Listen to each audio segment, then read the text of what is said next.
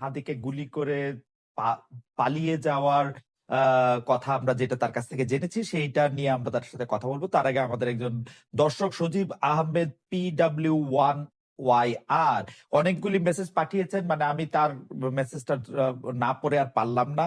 তিনি লিখেছেন, আমি তাকে কোট করছি, পিনাকিকে আনার সাহস আছে খালেদের? আপনি পারলে উনাকে এনে এসব প্রশ্ন করেন। ডক্টর ভট্টাচার্যকে আমরা অ্যাপ্রোচ করেছিলাম, ডক্টর ভট্টাচার্য আমাদের অনুষ্ঠানে আসতে চাননি। আসলে উনি আহ উনি আমরা আমরা একাধিকবার অ্যাপ্রোচ করেছি ওনাকে। জনাব জুলকারনাইন সাহেব খান, আমি আপনার কাছে যে প্রশ্নটি করতে চাই যে শরীফ ওসমান হাদিকে শুক্রবার দিন সেই গুলি করার পর, যদিও মানে কি বলে যদি ভিন্ন দিকের গোলার্ধে থাকা আমরা মানে এটি আমি ঠিক এটি সময় মতো জানি নাই, কিন্তু তারপর থেকে যখনই জেনেছি পুরোটা রাত ধরে আমি আপনাকে আসলে ফলো করছিলাম যে আপনি প্রথম সিসিটিভি ফুটেজ থেকে শুরু করে তারা আসলে কোন জায়গায় আছেন, কোন জায়গা থেকে পালাতে চেষ্টা করছেন বা পালাতে চেষ্টা করছেন কিনা ক্রমাগতভাবে স্ট্যাটাস দিয়ে গেছেন। আমার প্রশ্ন, যে তথ্য আপনার কাছে থাকলো সেই তথ্য কি বাংলাদেশের যারা আইন শৃঙ্খলা রক্ষাকারী বাহিনী যারা এটা কাজ করবেন তাদের কাছে ছিল না, নাকি তারা আপনার কাছে তথ্য দিয়েই তারা খালাস হয়েছেন? আমি মুর্তজা ভাইতে খুব সুন্দর বাংলা লেখে, মুর্তজা ভাইয়ের ফেসবুকের স্ট্যাটাস আমার খুব পছন্দ হয়েছে। উনি উনি উনি স্ট্যাটাস দিছে যে পালানোর বিস্তারিত গল্প যারা সরবরাহ করছে তাদের দায়িত্ব ছিল ধরার, কেন ধরতে পারলো না জবাবদিহিতা নিশ্চিত করুন। আপনার মানে আমি শিওর এটা আপনাকে এবং কিছুটা বোধহয় আমাদের জাওয়াদ নির্ঝরকেও বলেছেন, আমি জানি না। তারা আপনাকে গল্প সরবরাহ করছে, তারা ধরছে না। আপনি যদি একটু বলতেন, আমি মনে হয় এখানে এখানে এই শায়ের বলাটাকে আমি একটু বলি। আমি এখানে গল্প সরবরাহ করতে একজন ব্যক্তির কথা বলছি না। শায়ের তার অসংখ্য সোর্স আছে, সেই সোর্স থেকে তথ্য দিচ্ছে। শুধু এই তথ্যই নয়, আর অনেক তথ্য দেন যে সমস্ত তথ্য বাংলাদেশের মূলধারার গণমাধ্যম দেয় না বা দিতে পারে না। আমি এখানে বলেছি যাদের ধরার দায়িত্ব ছিল তারা বিভিন্নভাবে গণমাধ্যমকে গল্প সরবরাহ করছে। আমরা একটু সায়েরের ব্যাখ্যা শুনি। আমি লাইনটা আবার পড়ি খান সাহেবের সুবিধার জন্য। পালানোর বিস্তারিত গল্প যারা সরবরাহ করছে তাদের দায়িত্ব ছিল ধরার। সাহেব, আসলে পালানোর বিস্তারিত গল্প এবং এই যে সরবরাহ করার যে বিষয়টা আছে, আমি আপনাকে বেশ মজার একটা কথা বলি। আমাকে গোয়েন্দা সংস্থা থেকে আমাকে তথ্য সরবরাহ করা হয় না। এটা অনেকে মনে করেন যে আমাকে গোয়েন্দা সংস্থা থেকে আমাকে তথ্য সরবরাহ করা হয়, বাট বিষয়টা এমন না।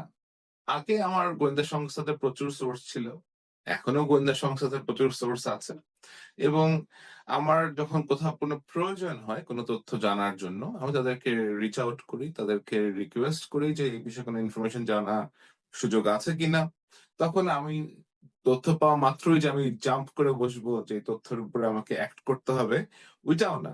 নর্মালি কোনো তথ্য পেলে আমাকে ওইটা ভেরিফাই করতে হয়, আমাকে এটা কয়েকটা সোর্সের মাধ্যমে আমাকে ওটা যাচাই করতে হয়। তো আমি কোনো তথ্য পেলাম সেটাকে আমি ভেরিফাই করব না, না করেই আমি জাম্প করব যে এটাই হচ্ছে কনক্লুশন। ব্যাপারটা এরকম আমি করি না। এটা হচ্ছে একটা ক্লারিফিকেশন। সেকেন্ড হচ্ছে তাহলে যদি আপনি আমার ইয়াটা একটু বলতেন যে মানে আপনি যে তথ্যগুলি পাইতেছেন সেই তথ্যগুলি কি বাংলাদেশের যাদের ধরার কথা এইটা দিয়ে আবার আমি যে তথ্যগুলো সেদিন পাচ্ছিলাম, এখন ইউ আন্ডারস্ট্যান্ড আমরা যখন কাজ করি এই ধরনের অনুসন্ধানী সাংবাদিকতা নিয়ে যখন আমরা কাজ করতে হয়, আমাদেরকে বিভিন্ন ধরনের মানুষের সাথে পরিচয় রাখতে, বিভিন্ন ধরনের লোকজনের সাথে আমাদের পরিচয় থাকে। এই লোকদের মধ্যে কেউ হয়তো হতে পারে পুলিশের অফিসার, কেউ হয়তো হতে পারে আপনার অন্য কোনো পলিটিক্যাল পার্টির লোকজন, কেউ হয়তো হতে পারে আপনার আন্ডারওয়ার্ল্ড এর সাথে রিলেটেড এরকম কোনো লোকজন, কেউ হয়তো সরকারের ভেতরের কোনো লোকজন, নট নেসেসারিলি যে ইন্টেলিজেন্সের লোকজন অথবা সিকিউরিটি ফোর্সের লোকজনই দিচ্ছে। এখন হয়তো এখানে এমন লোকজন আছেন যাদের পক্ষে এই তথ্যের ভিত্তিতে অ্যাক্ট করা সম্ভব হচ্ছে না, এবং আমার জন্য এই ছেলেটাকে চিনতে সময় লেগেছে কমপক্ষে হলো 4 থেকে 5 ঘন্টা। এবং এই তথ্য আমার কাছে বিভিন্ন মাধ্যমে আসছিল। ধরেন তার বন্ধুরা কেউ আসছিল, তার সাথে পড়াশোনা করেছে এরকম কেউ আসছিল। স্যার, তো স্যার আপনি কিছু মনে না করলে আপনার একটা কথা বলি। আপনি তো একজন মানুষ, বাংলাদেশের ডজন খানেক গোয়েন্দা সংস্থা আছে যাদের এই কাজগুলি রুটিন অনুযায়ী করার কথা। মানে জুমার নামাজের পরে উনি ব্যাটারি চালিত রিক্সা করে উনি যাচ্ছেন, একটা মোটরসাইকেলে করে ওনাকে গুলি করে দেওয়া হচ্ছে, সেইটা সিসিটিভির ফুটেজে দেখা যাচ্ছে। তারপরে কাজগুলি তো রুটিন, সেটা ক্রিমিনোলজিতেও পড়ানো হয়, সেটা যে কোনো কিছুতে পড়ানো হয়েছে। তারা তারা যে গোয়েন্দা সংস্থা, এই নামটা গোয়েন্দা লাগাইতে হইলেও তাদের এগুলো পড়তে হয়েছে। না, এখানে এখানে এখানে খালিদ ভাই, আমি আপনাকে একটা জিনিস একটু বলি জি যে এই ঘটনাটা যেটা ঘটে এটা খুবই খুবই আনপ্রেসিডেন্টেড এবং খুবই সাডেন একটা ইনসিডেন্ট। হ্যাঁ, এটার জন্য কেউই আসলে আপনার না, রেডি পরবর্তী ছিল না। পরবর্তী আমি তার এবং এটা নিরাপত্তার কথা হয়েছে বলছি না, একটা পরবর্তী এবং এটা পরবর্তী হয়েছে পদক্ষেপ। একটা ফ্রাইডে, জি এটা হয়েছে একটা ছুটির দিনে। এবং আমরা যখন এখন ইউ আন্ডারস্ট্যান্ড সরকারি সংস্থা এবং সরকারি যারা কাজকর্ম করে তাদেরকে তো একটা হায়ারার্কি মেনটেন করতে হয়, তাদের প্রসেস আছে, তাদের প্রসেস ফলো করতে হয়। আমার কাছে যখন কোনো কিছু আসে, আমার তো ধরেন আরো 10টা হ্যান্ড আছে, আমি হয়তো বিভিন্ন হ্যান্ডের মাধ্যমে রান করে আমি চেক করি যে এটা আসলে কি হচ্ছে অ্যাকচুয়ালি এখানে, আমি অ্যাসেস করে দেন আই রান ইট। তো আমার ক্ষেত্রে বিষয়টা যেমন, তাদের ক্ষেত্রে হয়তো বিষয়টা ওরকম না। হ্যাঁ, অফকোর্স এই ছেলেটাকে যখন 7 ঘন্টা, আমরা 5 ঘন্টা পরে যখন জানা গেছে যে এই ছেলেটা অ্যাকচুয়ালি কে, তখন by that time he has pretty much left the country. কারণ আমি যেটা শুরু থেকে বলে এসেছি যে এটা খুবই একটা কোঅর্ডিনেটেড মুভমেন্ট এবং খুবই কোঅর্ডিনেটেডলি তারা এই আক্রমণটা করেছে। এই ছেলেটাকে অনেকদিন ধরে ফলো করা হয়েছে, এরা এর ভেতরে প্রবেশ করেছে এবং এদেরকে প্রপারলি দেশ থেকে আপনার আরেক দিকে এক্সিট করে দেওয়ার জন্য একটা একটা একটা দল আছে।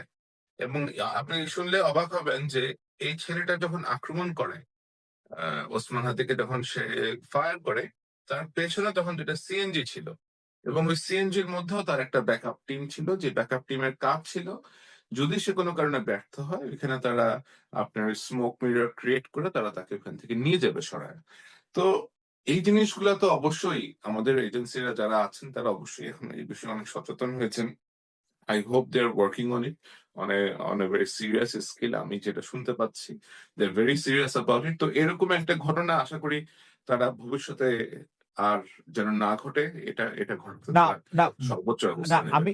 আমি শুধু ভবিষ্যতের ক্ষেত্রের আগে আমি শুধু দুইটা জিনিস একটু ক্লিয়ার হতে চাই। একটা জিনিস হচ্ছে, অ্যাটেম্প টু মার্ডারের ক্ষেত্রে আমি যতদূর জানি যেই থানার জুরিসডিকশনে পড়বে তাদের কাউরে জিজ্ঞেস করতে হয় না। হোমিসাইডের ক্ষেত্রে কাউরে জিজ্ঞেস করতে হয় না প্রসিডিং শুরু করতে। এবং শুক্র শনিবার ঈদের দিন পূজার দিন এর কোনো কিচ্ছু আসলে, যারা কোনো একটা হত্যা বা হত্যা প্রচেষ্টার ক্ষেত্রে যারা দায়িত্বে থাকেন তাদের ক্ষেত্রে এটার কোনো কোনো কোনো এক্সকিউজ নাই। কিন্তু আমরা দেখছি যে নড়তে চড়তে উপদেষ্টারা এসে একটা কথা বলতে, এবং সেই কথাও মানে অর্ধেক মিনিংলেস। ইন্টারেস্টিং ব্যাপার হচ্ছে, আপনি কিন্তু দায়ী করছেন উপদেষ্টা মানে বাঘের উপরে টাগ তাকে, সেইখানে Yeah, আপনি বলছেন স্বরাষ্ট্র মন্ত্রণালয়ের স্বরাষ্ট্র উপদেষ্টার নিয়ন্ত্রণে নাই। মানে অবশ্যই। অ্যাপারেন্টলি আমরা রিভেন উইঙ্কেলের নাম কাইটা ডক্টর মোহাম্মদ ইউনূস লিখতে দেখবো আসলে, সত্যি কথা, যিনি ঘুমায় থাকেন এবং যিনি কিছু চোখে থাকেন না।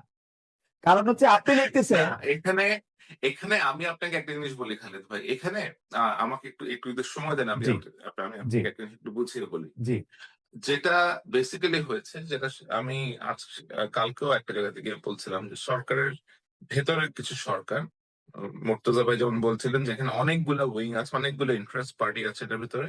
এটা খুবই সত্যি কথা যে সরকারের ভেতরে যেহেতু বিভিন্ন জায়গা থেকে সমন্বয় করে লোকজন এখানে এনে জড়ো করে একটা সরকার পরিচালনার অবস্থা করা হয়েছে, এখানে বিভিন্ন মতের বিভিন্ন আদর্শের লোকজন এখানে আছেন এবং এর মধ্যে এমন কিছু লোকজন আছেন যারা হয়তো কোনো মতাদর্শের না, তারা তাদেরকে জাস্ট নেওয়াই হয়েছে সামনে আপনার কুমিরের বাচ্চার মতো প্রেজেন্ট করার জন্য। এরকম 3 থেকে 4 জন উপদেষ্টা আছে এবং আপনি দেখবেন যে পৃথিবীর যত কিছু হয় যে সরকারের হয়তো একটা চেয়ার ভেঙে গেছে, ওই উপদেষ্টার দোষ। কোথাও হয়তো কোনো আপনার বিদেশে কোনো একটা শ্রমিক পা পিছলা পড়ে গেছে, সেটাও আরেক উপদেষ্টার দোষ। কোথাও এক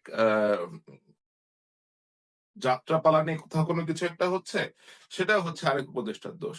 সুতরাং এই যে ধরেন আপনার উপদেষ্টারা যে কিছু লোকজনকে স্কেপগোট হিসেবে তারা নিয়ে আসছে এখানে আপনার অন্যদেরকে আড়াল করার জন্য।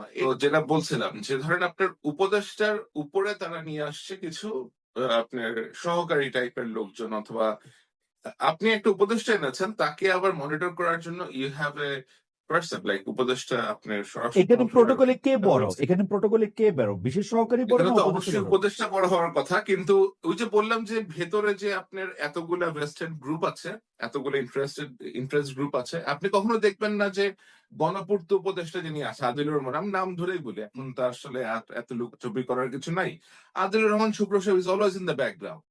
জুনিয়র যত ঘোষ, যত দোষ আসিফ নজরুল, জুনিয়র যত দোষ মোস্তফা সরোয়ার ফারুকী, জুনিয়র যত রকমের অপকর্মের দোষ ওই যে ওই আপনার স্টুডেন্ট অ্যাডভাইজার মাহফুজের। পেছনে যারা নিজেদেরকে এমন মিনিস্ট্রিতে রেখেছেন যে সামনে আসতে হয় না, গণপূর্ত মন্ত্রণালয়, শিক্ষা, তারপরে আবার আপনার পাওয়ারে আছে একটা, এই লোকগুলা তারা যা করেছে এটা আমার মনে হয় তারা খুব ভালো করে জানেন যে তারা কি কি করেছেন সরকারের ভিতরে থেকে, এবং এখনো তাদের কারা কি কোথায় কি কি কে কি করে চলেছেন। এই যে আপনি স্বরাষ্ট্র উপদেষ্টাকে যে ওখানে বসে আছেন, এই ভদ্রলোকের সচিবটা কি একটু একটু একটু খোঁজ খবর নেন, এই যে তার সচিবের আপনার পলিটিক্যাল যে অ্যাফিলিয়েশনটা কি, উপদেষ্টা সাহেবের যে সহকারী আছেন ওই সহকারীর পলিটিক্যাল অ্যাফিলিয়েশন কি, সে আগে স্টুডেন্ট অবস্থাতে সে কিসের পলিটিক্স করে আসতো। সুতরাং আপনাকে যারা চালাবে, আপনি একটা লোককে চারিদিক দিয়ে ঘিরে ধরে রাখছেন, আপনার পারপাস সার্ভ করবে এরকম লোকজনের, এবং আপনি আশা করতেছেন যে এই বয়স্ক একজন সাবেক জেনারেল সাহেব উনি সবকিছু উল্টা দিবে।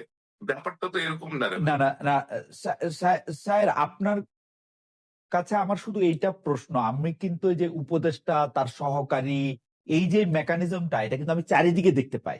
মানে এই যে নিরাপত্তা উপদেষ্টা কি আসলে পররাষ্ট্র উপদেষ্টা? পররাষ্ট্র উপদেষ্টা না, সেই পররাষ্ট্র উপদেষ্টা। হ্যাঁ, তো এখন মানে ইন্টারেস্টিং কথা বলে এইটা আমি আমি আমি আমি আমি কিছু হলেই, হ্যাঁ, তৌহিদ সাহেবকে কিছু হলেই গালিগালাজ করে ফেলা হয়। তৌহিদ সাহেবের তো এখানে কোনো ক্ষমতা নাই, ক্ষমতা তো আরেকজন উপর থেকে নিয়ে আসছে। মানে তৌহিদ সাহেব পররাষ্ট্র উপদেষ্টা যদি দিল্লি গিয়ে কারোর সাথে বৈঠক করে আসতো তাহলে সে শেষ হয়ে যেত। নিরাপত্তা উপদেষ্টা গিয়ে 4 দিন গিয়ে বৈঠক নিরাপত্তা উপদেষ্টা, আপনি নিরাপত্তা উপদেষ্টা তো ওইখানে গিয়ে ভয়ে হোটেলেও থাকে নাই, অ্যাম্বাসেডর ওইখানে হাই কমিশনের বাসাতে গিয়ে তারা ঘুমাইতে হয়েছে ভয়ে। কিন্তু আমার কথা হলো নিরাপত্তা উপদেষ্টা, আমি কথার মানে জনাব গোলাম মুর্তজার কথা একটু আমি শুনতে চাই, কিন্তু আমি শুধু একটু জিজ্ঞেস করবো যে আপনার কাছে কি মনে হয় ডক্টর মোহাম্মদ ইউনূস কি করেন আসলে? মানে মানে এই উপদেশটা ব্যর্থ, এই উপদেশটা পারে না, এই উপদেশটা করে নাই, আমি প্রিটি শিওর, কারণ আমি এই মডেলটা জানি। শেখ হাসিনার আমলে শেখ হাসিনার কথা ছাড়া ডিবি অফিসে হারুন নড়ে নাই। ডক্টর মোহাম্মদ ইউনূসের কথা ছাড়া আনিস আলমগীর গ্রেফতার হতে পারবে না। আনিস আলমগীর বর্তমান সময়ে এসে যে কাজ করছিলেন, জুলাই মাস থেকে আনিস আলমগীর যে কাজ করছিলেন, এটা তিনি স্বেচ্ছায় সেই জায়গাটা বেছে নিয়েছিলেন। তিনি জুলাই অগাস্টের যে আন্দোলন, সেই আন্দোলনে যখন প্রতিদিন 50, 60, 70 জন মানুষ মারা যাচ্ছিল মানে শেখ হাসিনা তার বাহিনী দিয়ে গুলি করে হত্যা করছিল, সেই সময় না আনিস আলমগীরের কাছে এই গণ অভ্যুত্থান বা এই আন্দোলনটা ছিল একটা সন্ত্রাসী, নারকীয় সন্ত্রাসী কর্মকাণ্ড। এটা তিনি তার লেখায় লিখেছেন, এটা তার ইচ্ছা, তিনি মনে করেছেন এটা সন্ত্রাস। এবং তার পরবর্তীতে 5 আগস্টের পরবর্তীতে এসে আবার কিছুটা অবস্থান পরিবর্তন করেছেন, এবং তারপরে গিয়ে তিনি আবার আরেকটা অবস্থান নিয়েছেন, এবং সেই অবস্থানটা হচ্ছে তীব্র সরকার বিরোধিতার একটি জায়গা। এবং আমি মনে করি যে কেউ যদি সাংবাদিকতা করতে গিয়ে নীতি নৈতিকতা বিবর্জিত ভাবে তিনি যদি একটি পক্ষ নিয়ে কাজ করেন, এটা হয়তো করা উচিত নয়, কিন্তু তার তো স্বাধীনতা আছে, তিনি এই কাজটি করতে পারেন। আনিস আলমগীর সেই কাজটি করছিলেন, কিন্তু সেই কাজটি করার মধ্য দিয়ে তিনি আবার যে কাজটি করছিলেন, অনেকগুলো অপতথ্য বা মিথ্যা তথ্য ছড়াচ্ছিলেন, এবং তিনি এক ধরনের উস্কানিমূলক আচরণ করছিলেন। ব্যক্তিগতভাবে আমি মনে করি যে এই সমস্ত কর্মকাণ্ড আমি যা যা বললাম আরো যদি সঙ্গে কিছু যোগ করি, তারপরেও এই সমস্ত কর্মকাণ্ডকে মোকাবেলা করা উচিত সত্য তথ্য দিয়ে, অর্থাৎ অপতথ্যের বিপরীতে সত্য তথ্য দিয়ে সেটার মোকাবেলা করা উচিত, মিথ্যার বিপরীতে সত্যটা দিয়ে মোকাবেলা করা উচিত, অনৈতিকতার বিপরীতে নৈতিক সত্য দিয়ে মোকাবেলা করা উচিত। এখন বর্তমান সরকারের যে চরিত্র, সেই চরিত্রের সঙ্গে পূর্বে যেভাবে সাংবাদিকদের সঙ্গে আচরণ করা হতো এবং সেটার সঙ্গে যদি বর্তমান সরকারের এই আচরণগত মিল মানুষ খুঁজে পায়, তাহলে এটা বর্তমান সরকারের জন্য অত্যন্ত বিব্রতকর। সরকারের অংশ হিসেবে আমি নিজে এটার জন্য খুব স্বাচ্ছন্দ্য ফিল করছি না। আমি মনে করি যে আনিস আলমগীরকে গ্রেপ্তার না করে আনিস আলমগীর যে অপতথ্য দিচ্ছিলেন, সেই অপতথ্যগুলোর বিপরীতে সত্য তথ্য দিয়ে ফাইট করা দরকার ছিল। কিন্তু সেটা না করে তাকে গ্রেপ্তার করার কারণে যেটা হয়ে গেল বা যেটা সামনে হয়ে যাবে বা ইতিমধ্যেই কিছুটা হয়ে গেছে, যে এরা যে বলার চেষ্টা করছিলেন যে মত প্রকাশের স্বাধীনতা নাই, বাক স্বাধীনতা নাই, কথা বলা যায় না, ইত্যাদি ইত্যাদি বলার চেষ্টা করছিলেন, সেই জায়গাটা কিছুটা প্রতিষ্ঠিত হয়ে গেল, যেটা বাংলাদেশের বর্তমান বাস্তবতায় আমি মনে করি সত্য নয়। আমি মনে করি যে এইখানে যে কেউই যা কিছু বলার কথা বলতে পারছেন। যেমন ধরেন কয়েকদিন আগে একজনের একটা টকশোতে দেখলাম, টকশোতে মানে তিনি তার সোশ্যাল মিডিয়াতে আলোচনা করছেন আরেকজন রাজনীতিবিদকে সঙ্গে নিয়ে, একজন এটা কত 1 সপ্তাহ 10 দিন হয়ে গেছে, তারা দুইজনে মিলে সেই আলোচনায় বেগম খালেদা জিয়াকে মেরে ফেললেন এবং তারা নিশ্চিত, সাংবাদিকও নিশ্চিত, যে রাজনীতিবিদ আলোচনা করছেন তারাও নিশ্চিত। তো বিএনপির মতো এত বড় একটা রাজনৈতিক দল, খালেদা জিয়া বাংলাদেশের এত গুরুত্বপূর্ণ একজন রাজনীতিবিদ, অথচ তারা আলোচনা করতে এসে বেগম খালেদা জিয়াকে মেরে ফেললেন। আর আমার অবস্থানটা হচ্ছে, এই যে মেরে ফেললেন, এই যে অপতথ্য, ক্ষতিকর তথ্য ছড়ানো হলো, এর বিপরীতে যে কারো সুস্থ সাংবাদিকতা, সরকারের অংশ বা যে কারো আমাদের দায়িত্ব ছিল এর বিপরীতে সত্য তথ্যটা দিয়ে তার তথ্যটা যে অসত্য সেটাকে প্রমাণ করা, 1 নম্বর। 2 নম্বর হচ্ছে, সেটা প্রেস কাউন্সিল হোক বা অন্য যে কোনো জায়গা থেকে হোক, ওই সাংবাদিকের কাছে জানতে চাওয়া যেতে পারতো সেটা অফিসিয়ালি, যে আপনি যে এই তথ্য দিলেন এই তথ্যের ভিত্তি কি, তার কাছ থেকে একটা জবাব চাও। কিন্তু গ্রেপ্তার আমি মনে করি না যে এই ধরনের ক্ষেত্রে খুব সঠিক পথ। গোলাম মুর্তজা ভাই, আপনাকে আমি অনেক মনোযোগ দিয়ে শুনতে চেষ্টা করতেছিলাম যে ধরেন সরকারে গেলে কিভাবে সরকারকে ডিফেন্ড করতে হয় সেটা শিখারও আছে আপনার কাছে আসলে।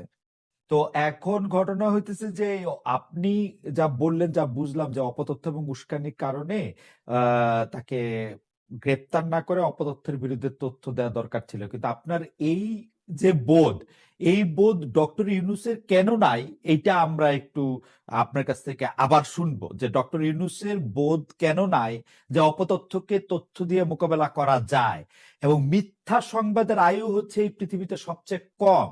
আগামীকাল আপনি যে কোনো মিথ্যা বলবেন সেটা এটা ধরা পড়ে, এবং তার জন্য সন্ত্রাস বিরোধী আইনে একজনকে গ্রেফতার করতে হয় না। ডক্টর মোহাম্মদ ইউনূসের এই বোধ কেন নাই, কেন এই বড় গলাটা আছে যে আপনারা যা খুশি তাই বলবেন, যা খুশি তাই সমালোচনা করবেন, সমালোচনা করলে তিনি মিথ্যা তথ্য দিলে আপনি সত্য তথ্য দিবেন। এবসলিউটলি আপনি এটা ঠিক কথা বলছেন, কিন্তু আমি জানতে চাইবো যে আপনার উপলব্ধি আর সরকারের উপলব্ধি কেন আলাদা? বা ডক্টর মোহাম্মদ ইউনূস তো আমরা আপনার থেকেও লিবারেল জানতাম, আমি আপনার প্রায় বন্ধু, আমি আপনাকে আজকে 32 বছর ধরে চিনি, আমি তো ডক্টর মোহাম্মদ ইউনূসকে আপনার চেয়ে লিবারেল মনে করতাম।